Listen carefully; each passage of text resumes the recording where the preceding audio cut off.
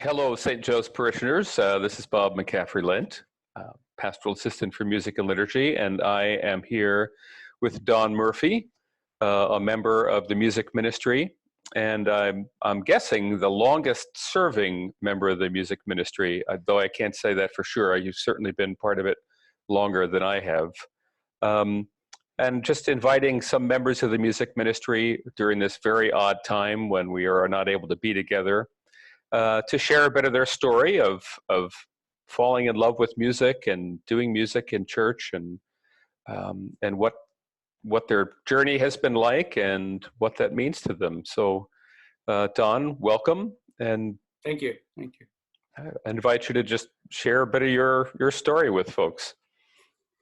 Well, I guess I've been in choirs since fifth grade. We had an opera coach who happened to be in Seattle for a short time with her husband, and became the organ player and the choir director for the men's choir, which did the Solemn High Mass every Sunday at our local church. And so she started a boys' choir of fifth graders and sixth graders, primarily fifth graders, and we sang all the way through grade school, through the rest of the grade school, through eighth grade.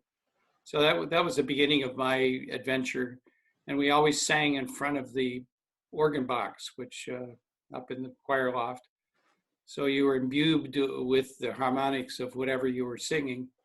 And she made me sing alto rather than soprano, which was maddening to me. But today I'm very thankful for that, because I had to fit my part into the rest of the parts of music. And as a result, I think I have a much better ear for music than I would have ever had.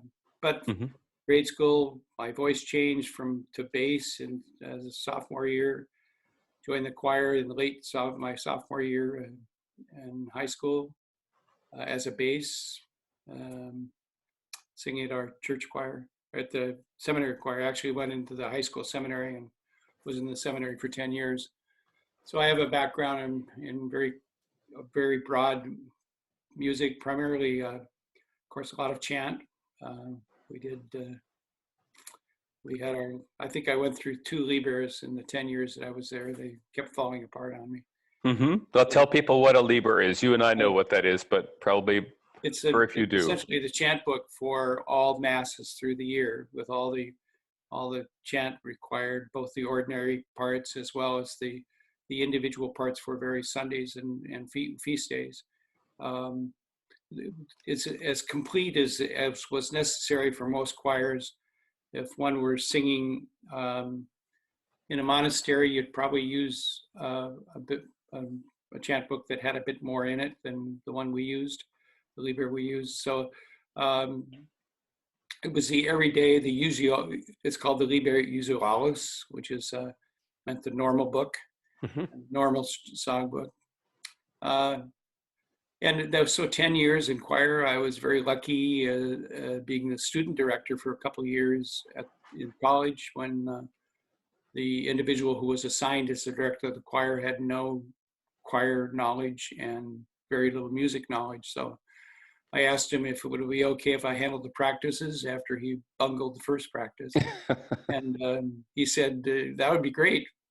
So for the next 2 months, I did the practices, and then at Sunday Mass and High Mass, and also daily Mass, the ones that we sang at, which were the high feast days, Vespers on Sunday, Compline every night. He tried to direct for about 2 or 3 weeks.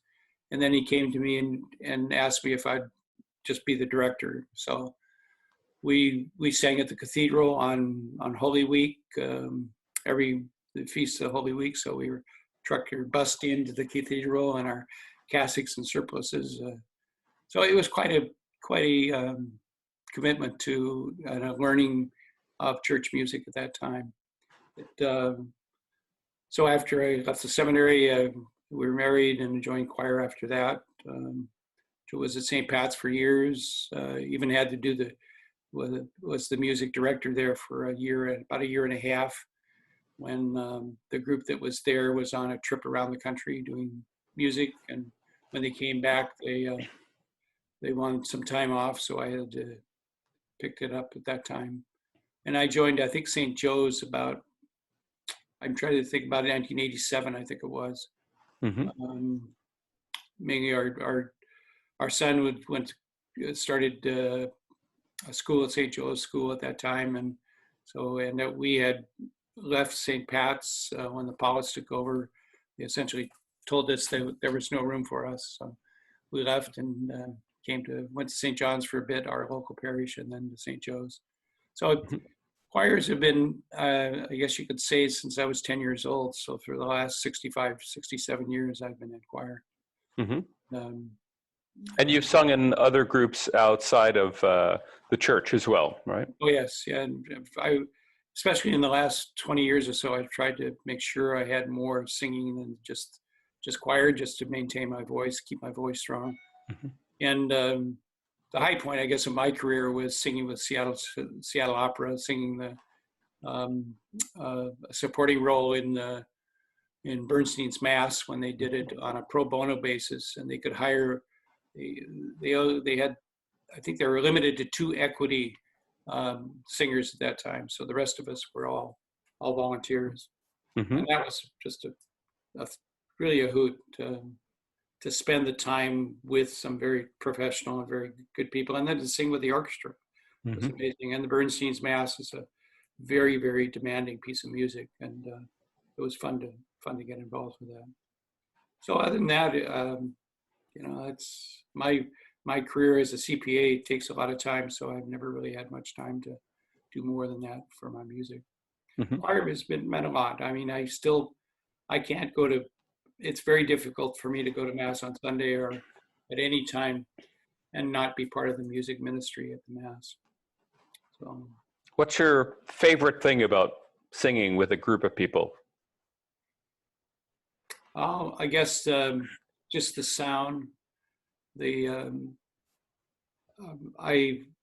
just the sound of the music itself, Mm-hmm. what the music does in terms of and creates. It's very hard to sing in a choir where you can't hear the other parts, but when you can hear the other parts, and especially when you have decent accompaniment that fill in and support the choral music, there's something about that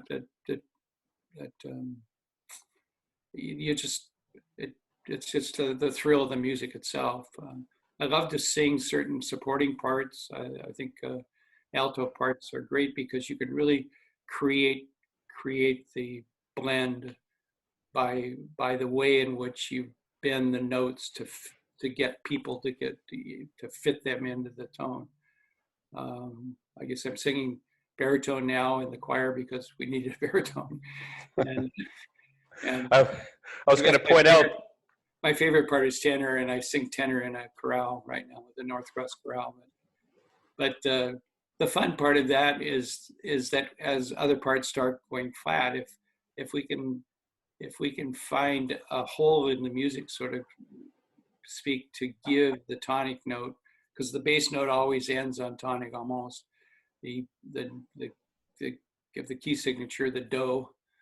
If you can get that, the baritone, the bass, the low part of a song always can create the harmonics to which everybody else kind of can fit into. And to me, that's been kind of the fun thing from the technical standpoint. Otherwise, it's just the beauty of singing. I just love to sing. Do you have a favorite piece of church music? Oh, it's really hard to say. Sure. There's a couple of Gregorian pieces we've done that I remember doing, that I sometimes, when I need something, I'll just pull it out. I really guess not in terms of church music, but Mozart has a couple. The Oliverum obviously is a decent piece of music.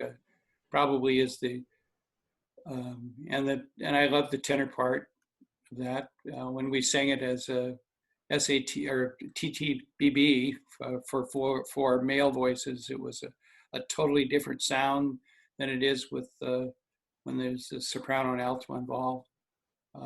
I've sung it in 3 parts, and it has it doesn't quite have the fullness that a 4-part harmony. And I love the tenor part and the Ave Verum more than anything else, because there are certain transitions that the tenor part creates that just are not. And in the Ave Verum, it's so well written that it just is a beautiful, beautiful piece of music. I've always wanted to sing the Mozart Requiem, but I've never been a part of the Mozart Requiem. Mm-hmm. But other than that's probably my favorite piece of music, is the Ave Verum. Monumentarium, another one which we did this past year.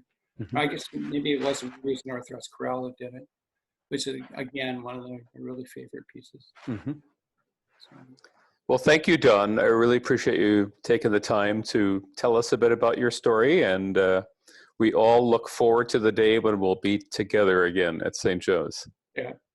Thank you very much. Thank you, Don. Good day.